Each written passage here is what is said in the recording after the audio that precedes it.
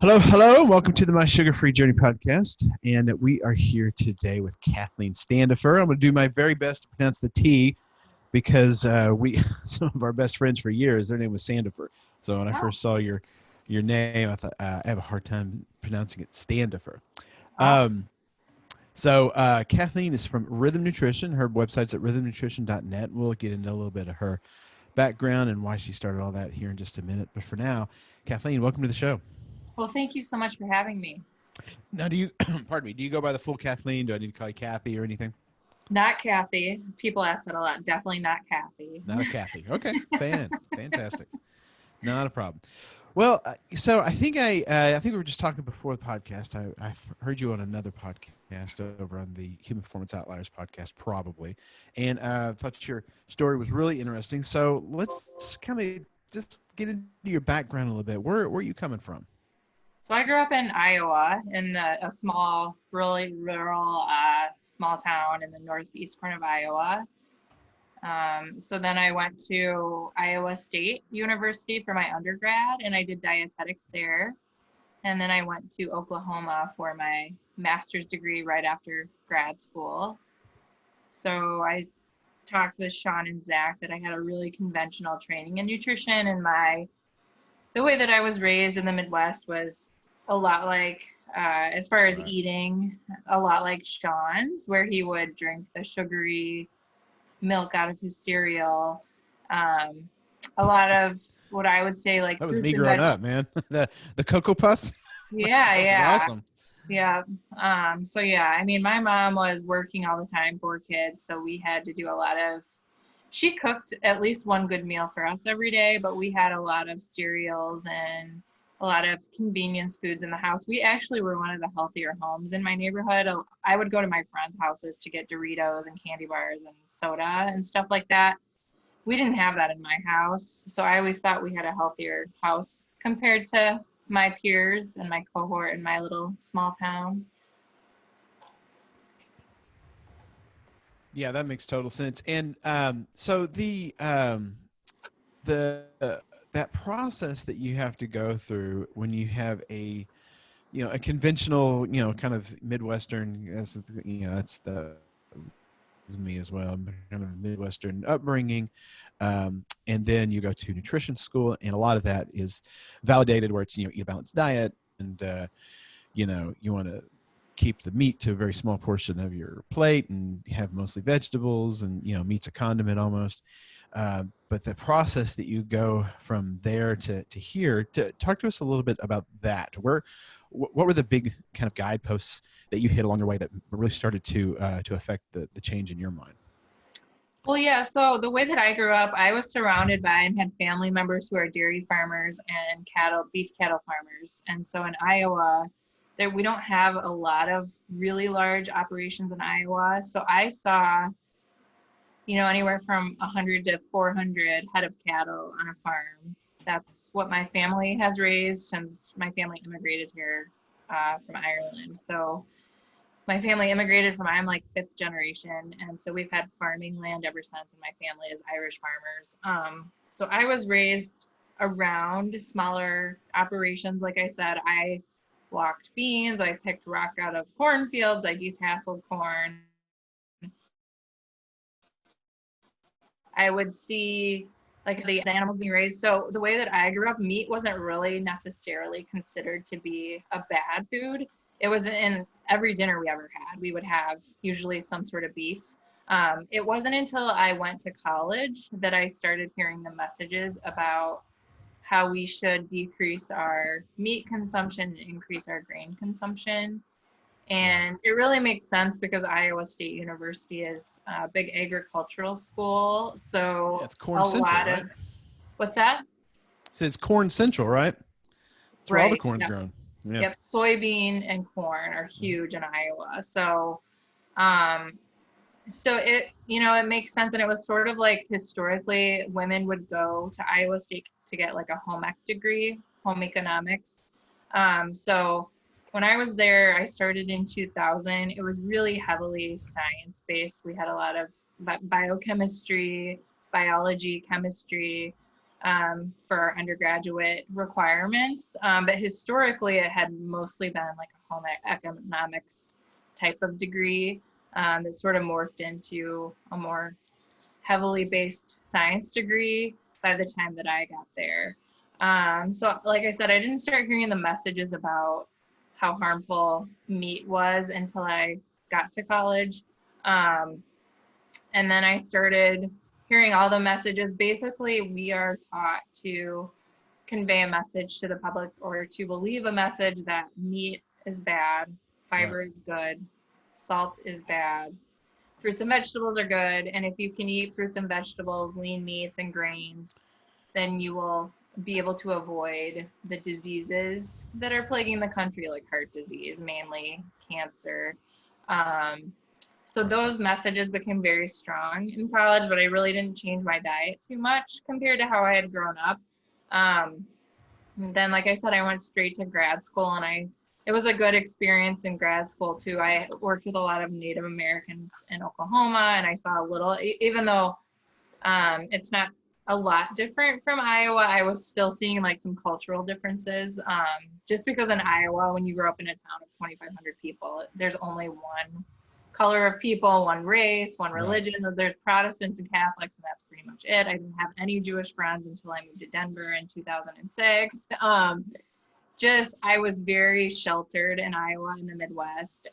So I guess like Americans and what I'm learning more and more every day about the cultural influences on our food choices too. Just because my husband grew up in Mexico, and so I ask him a lot, like, how did you grow up?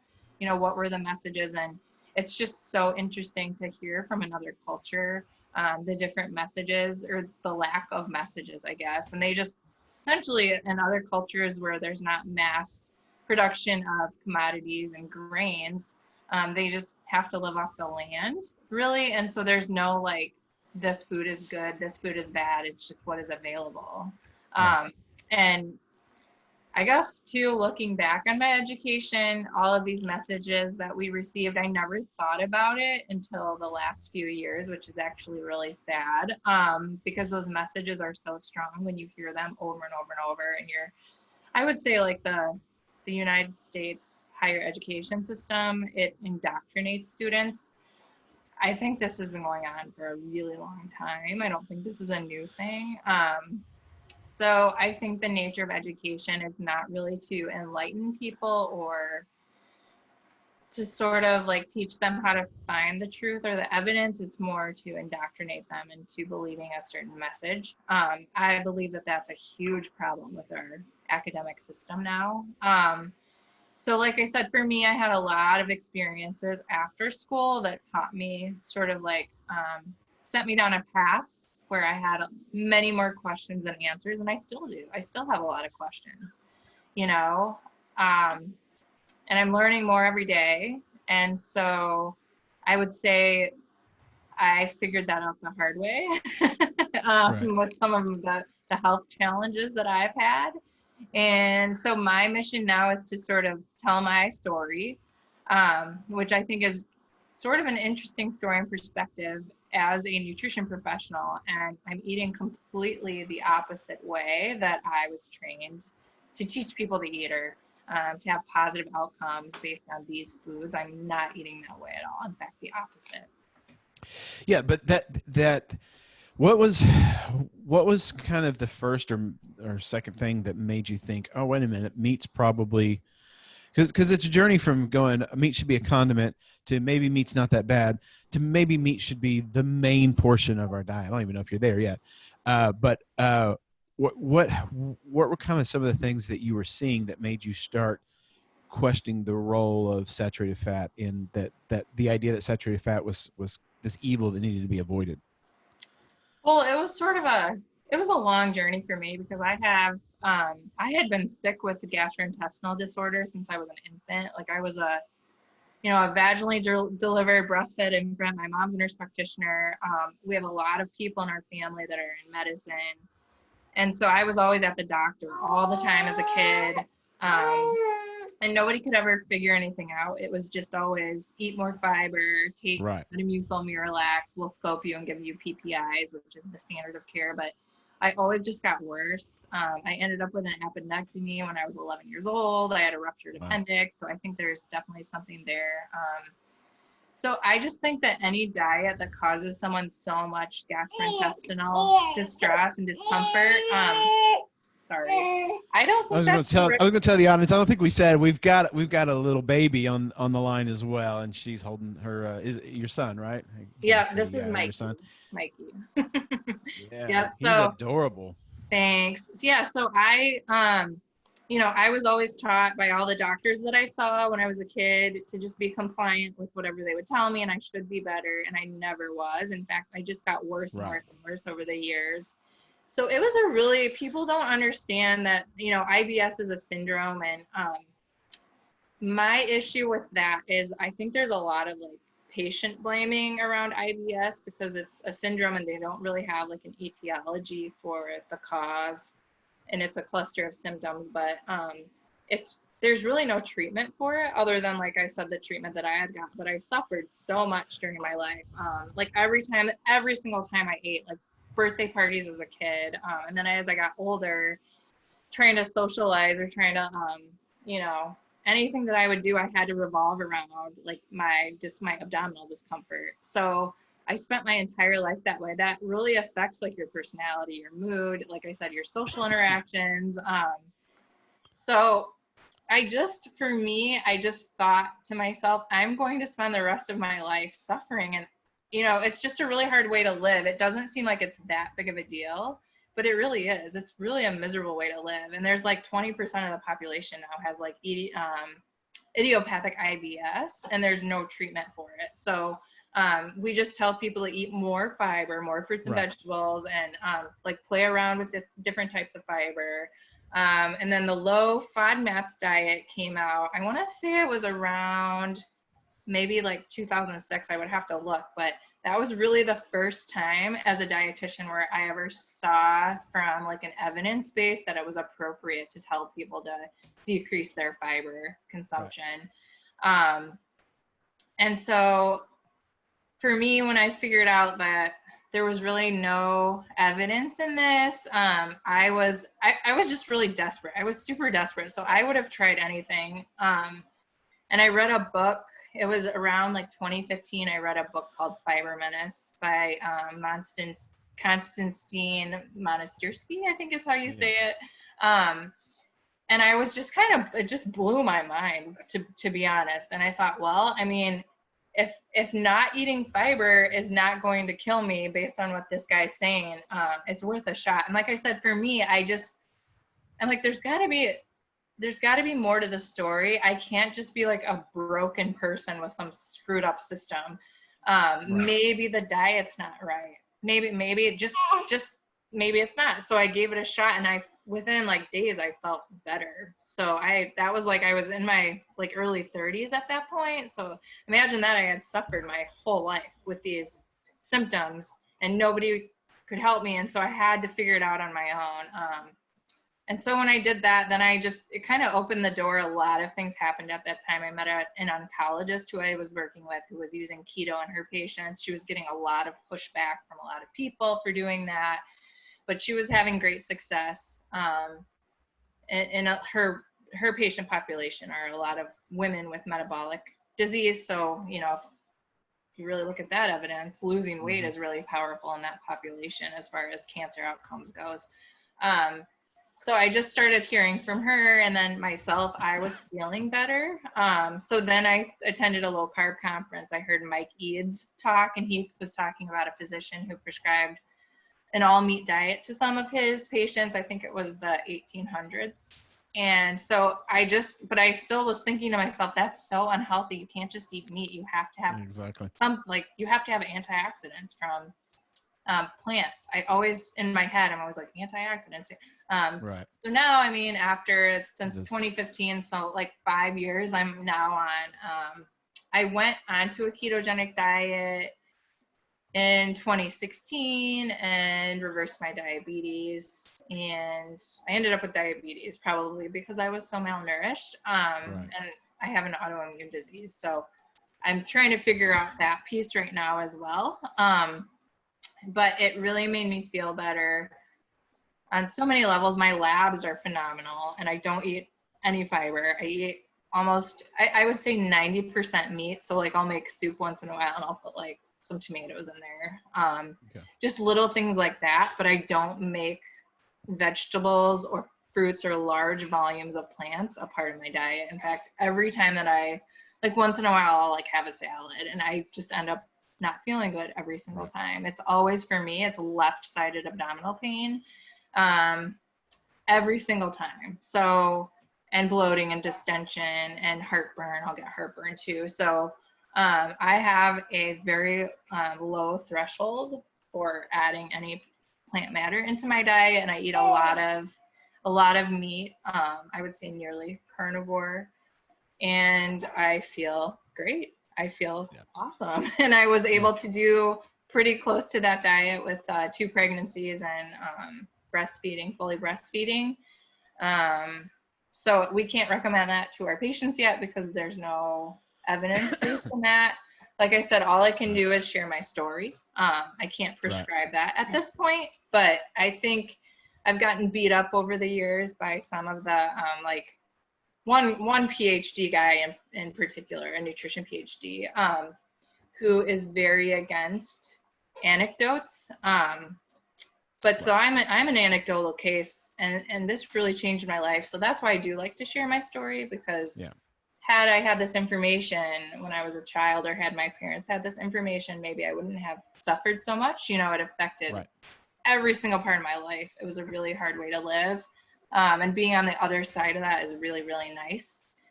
And I don't think also in school we're taught about like the strength and weakness of evidence-based. We're not trained in statistics. We have like I had 2 stats classes, right? From undergraduate to graduate school. I had probably 8 total credits of stats. So you have to be really, really savvy in statistics to be able to sort of wade through all of the evidence too. So I think that like dietitians and the nature of our education, it's a lot of messages, and we're expected to know all these different things. We're expected to know like economics and agriculture and environmentalism and biochemistry and physiology and biology, and it's this like vast array of subjects that we're supposed to be experts in, and then we're taught that we are the nutrition experts. But there's so many different contexts within the field of nutrition and different areas of study, and it's really hard to be an expert in all of those.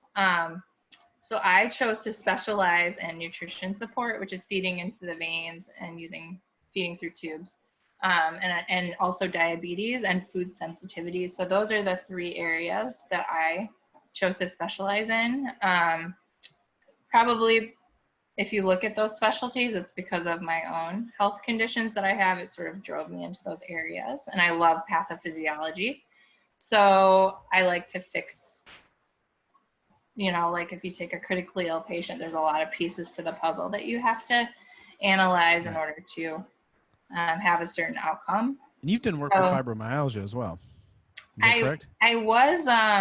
I did publish a book on fibromyalgia, or a media company did. I was contacted by a media company back in 2017, and they asked me to write for them, but I didn't get to choose the topic, and it wasn't my favorite topic. There's not a lot of research on fibromyalgia and nutrition. They talk a lot about dairy and red meat and like nightshades and nuts being triggers, but there's absolutely no evidence based on that. So then they instruct you to write a whole book on this like weak evidence. And I think a lot of people with fibromyalgia are giving up those food groups that are really nutrient dense that they, you know, don't necessarily need to be giving up.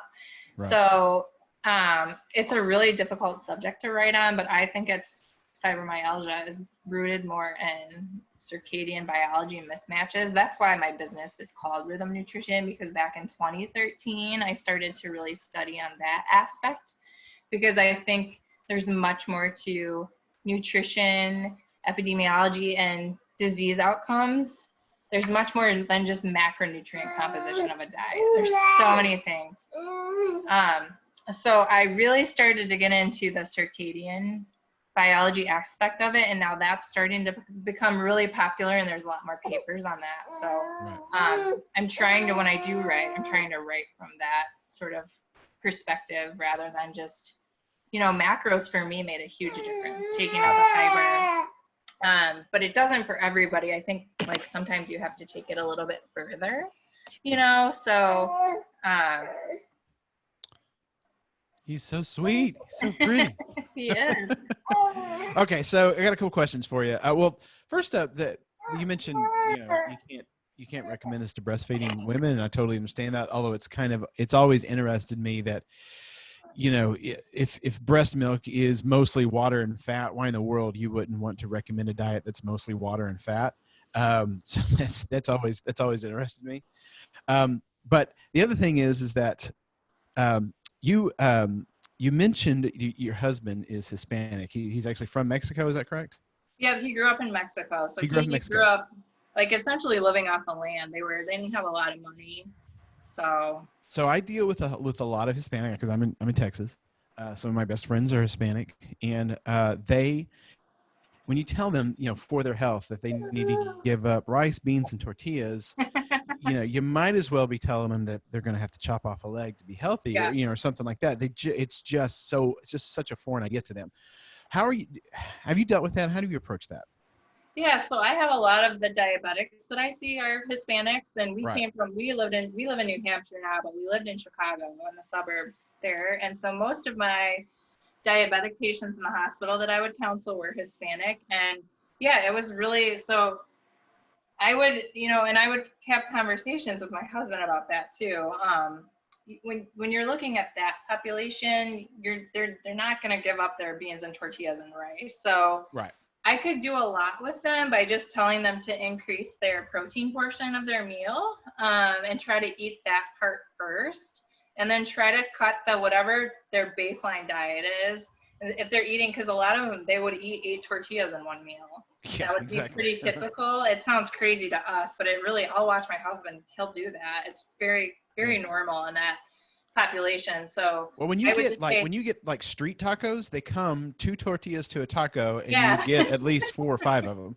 Right. Yeah. So, and that particular population, I would just always like do a big focus on the protein portion, and then say, you know, you can cut your tortilla and your rice and your beans in half.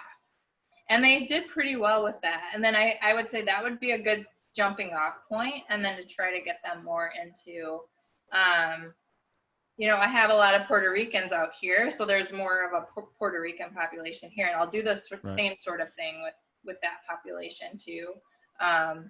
You can't make somebody hungry before you change their diet. That just doesn't work. So the other problem with the American guidelines is essentially, I use the word essentially, no pun here, but we're telling people to consume large amounts and volumes of foods that are non-essential. So that's another thing that I think is just completely crazy. So we're telling people to eat fiber and carbohydrates for the bulk of their diet. Both are non-essential, and they're not very nutrient dense either. But they fill up your stomach, and that's got to be good, right? I mean, that's the thinking. Yeah, but I mean, they do fill up your stomach. I think that's why people have a lot of GERD. You know, GERD is a huge problem. But again, there's like no treatment for that, and the diet therapy that we use for that is not rooted in any evidence. It's just give up caffeine and citrus and tomatoes, and people still have to be on PPIs. So they'll do those diets, still have to be on PPIs. I think that I mentioned this in one of my podcasts, that slowing gastric emptying, like this whole concept, is not rooted in physiology. So nothing that we feel like, very little that we recommend in America as far as the nutrition guidelines go are rooted in any physiology. They're rooted in religious beliefs. the diet heart hypothesis belief that we can't get away from, and then this like notion that the plant-based diet is going to prevent all these diseases. Right. And I mean, any context, if you do a PubMed search of like IBS or weight loss or diabetes, you will get the same diet prescription for every single disease area that you search for the most part. You'll always get like increased fruits and vegetables, Right. decreased salt, saturated fat, and meat. Right. Every single time. So if you do that and you're trying to, and you know, I've been in academia teaching for a long time, and I would have these students give these presentations and like they're doing their research, right? Like they're looking on PubMed for the answers, but they don't, I think, understand, most of us don't. I think everybody in Western medicine doesn't understand the weakness of the nutrition epidemiology. Right. Nobody does, because I mean that's been actively hidden from us. The headlines don't say, make this change to your diet based on this weak epidemiological study. They just say, make this change to your diet, scientists say, and that's it. That's all we get. Yeah. And you'll read the study, and it will look very like there's this, positive outcome with the plant-based diet with fiber, increasing fiber, reducing salt, reducing meat consumption.